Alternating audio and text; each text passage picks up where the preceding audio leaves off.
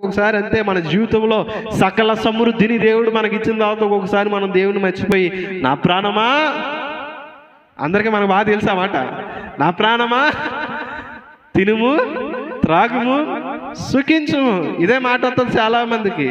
వారి యొక్క కడుపే వారికి దేవుడు, ఇంకా అలా పట్ట నిండితే చాలు, ఇంకా దేవుడు ఉన్నాడు ఆయన సన్నిధికి మనం వెళ్ళాలని మర్చిపోతారు. కొంతమంది ఆదివారం వస్తే చాలు చికెన్లు మటన్లు ఫ్రాన్స్ అని తెచ్చుకుంటారు, మంచి బాగా వండించుకుంటారు, ఇంట్లో కూర్చుని తినేసి ఆంబోతుల్లాగా వాళ్ళు అనకూడదు కానీ అలాగా వాళ్ళు ఏం చేస్తారంటే ఫుల్గా తినేసి గొర్ర కట్టుకుని మరీ పడుకుంటారు. పక్కోడికి కూడా మళ్ళీ వండిన అలా ఆవిడకి కూడా ఉంటుందో లేకో ఆలోచన కూడా తినేసి పడుకునే భర్తలు కానీ విశ్వాసులు కానీ లేక పోలేదు. దేవుడు సమృద్ధిగా ఇచ్చిన తర్వాత దేవుని సన్నిధి విడిచిపెట్టి వెళ్ళిపోయే వారిని అనేకులను మనం చూడగలం. చాలా మంది అంతే, దేవుడు వారికి ఆశీర్వదించే వరకు కూడా దేవుని సన్నిధిలో ప్రార్థిస్తారు, దేవా ఉంటే నీ కొరకే సావైతే లాభమే, బ్రతుకుట క్రీస్తే సావైతే లాభమని పాడుతూ ఉంటారు.